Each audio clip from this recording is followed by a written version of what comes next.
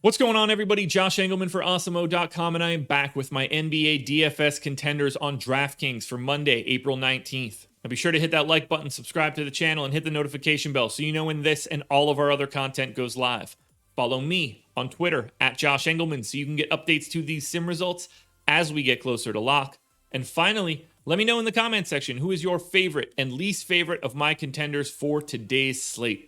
We round out the bottom of my top 10 with Russell Westbrook, Joel Embiid, John Wall, Nikola Jokic, and Saddiq Bey on the outside looking in.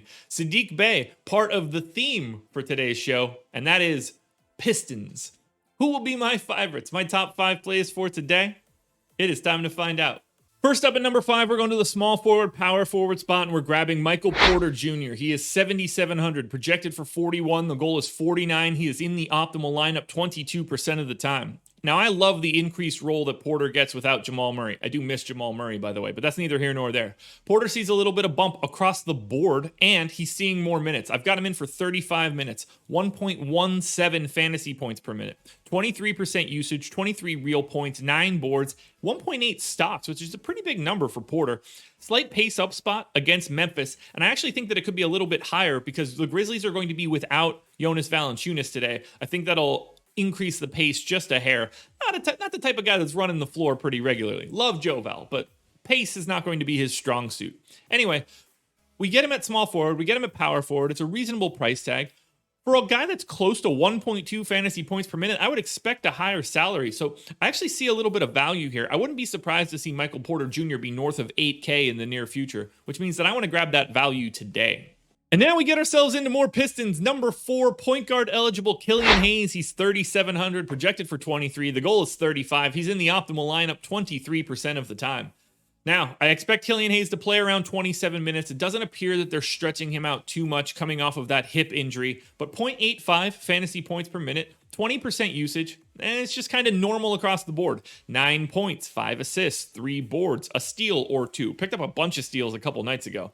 It's a pace down spot against Cleveland, but that's fine. It's Cleveland. Like, I'm not a huge Darius Garland or Colin Sexton fan. I don't think they're slowing Killian Hayes down at all. This is actually a really nice spot for Killian Hayes to thrive because the Cavs aren't very good. You can really sort of just wean him into it. Anyway, look, he's 3,700. We're going to talk about a couple more Pistons because they are missing half of their team. They only have 10 active bodies. Killian Hayes at 27 minutes at just 3,700 is a value play you can't really get away from today. Speaking of Pistons, we're going to center eligible only Isaiah Stewart, projected for 31.7 fantasy points. He's 5,200. The goal is 40. He's in the optimal lineup 24% of the time. Stewart is getting the start in place of Mason Plumlee today. There's no Jeremy Grant either. We know what happens when Stewart starts. He plays pretty well and he gets north of 30 minutes as long as he doesn't get into foul trouble. So 31 minutes, 1.03 FanDuel fantasy points per minute, not FanDuel. This is a DraftKings video. What am I talking about?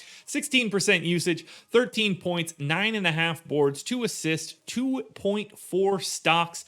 All signs point to a good one here out of Stewart. You're not really worried about the matchup. It is a pace down spot, but when you're shorthanded and you're at 10 guys, and honestly, it's sort of basically 9 guys. Servetus is going to play, but he shouldn't play. 5,200 for Stewart as a starting center north of a fantasy point per minute. That is a bargain. Now, you wish that he had the power forward eligibility similarly to how he has it on FanDuel. This time I mean to say FanDuel. But even at just center eligible, 5,200 is a bargain for a starter.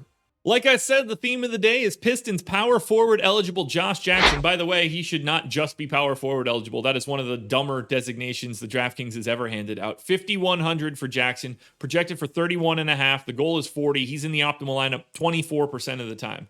Jackson's going to be the guy that's shooting the most here. I've got him in for 30 minutes, 1.05 fantasy points per minute, 28% usage. Now, he's pretty much just points, but he gets a little bit of boards and sneaks into a couple assists. So 18 points, almost 5 boards, almost 3 assists.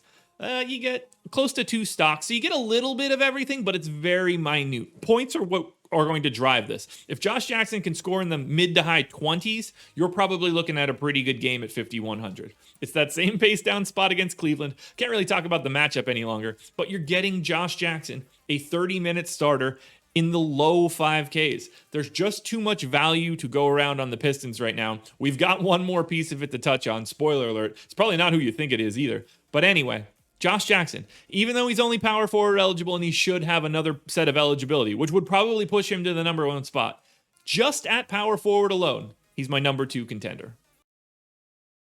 Now, before we get to that number 1 contender, one last reminder, hit the like button, subscribe to the channel, and hit the notification bell so you know when everything goes live. Then head on over to Twitter, follow me at Josh Engleman so you can get updates to my sim results as we get closer to lock. And then finally, let me know in the comments section underneath this video. I want your favorite contender, your least favorite contender, and the contender that you think should be on this list that you do not see. Get ready for this one. And finally, the number 1 contender for today's slate. That would be Frank Jackson. Point guard, shooting guard eligible. He is 3,200. I have him projected for 28 minutes. That's 23 fantasy points. The goal is 33. He's in the optimal lineup 33% of the time. Look, 28 minutes is a lot of minutes for somebody that's $200 above the minimum and has dual eligibility. I've got him in as like a 0.84 fantasy point per minute guy. That's a little bit higher than it normally is for Frank Jackson, but I think someone's got to soak up a little bit more usage, and I think that it could be him. 21% usage, 15 points, 3 boards, 2 assists, maybe a stock. Frank Jackson is even more points dependent than Josh Jackson is. I don't really mind that at all. If the scoring is there, it looks great, and I don't think it's crazy if the scoring is there against Cleveland. And you're paying a price tag that isn't all that scary. But Frank Jackson, Josh Jackson, Isaiah Stewart, Killian Hayes, 4 out of the top 4 are Pistons. 5 out of the top 6 are Pistons. You're going to have a lot of these guys on DraftKings because they represent a lot of value. Be smart about it. Pay close attention to the ownership. Pay very close attention to the type of contest you are in. It may make sense to go a little bit different in a larger field thing, but if there's concentration in ownership here and you're in small field stuff, don't be afraid to just have these guys. There's a reason they're great value. They don't have a lot of bodies, and they got to play 240 minutes at the minimum. Alrighty, folks, that will do it. Those are my NBA DFS contenders on DraftKings for Monday, April 19th. Process show is already in the books. Go watch that. FanDuel version of this video is out here somewhere. Strategy show today. It's not Lofty, but I am with Adam Scher, so tune into that one. He'll be breaking down all 9 games with me. And then I'm on live before lock tonight, so tune into that one. We'll be going for an hour, and I think we might actually be going for an hour and a half. Got a little no-house advantage to talk about at the end of that show. So thank you guys for joining me. Good luck tonight. I will talk to you guys again tomorrow morning with another edition of the Contenders.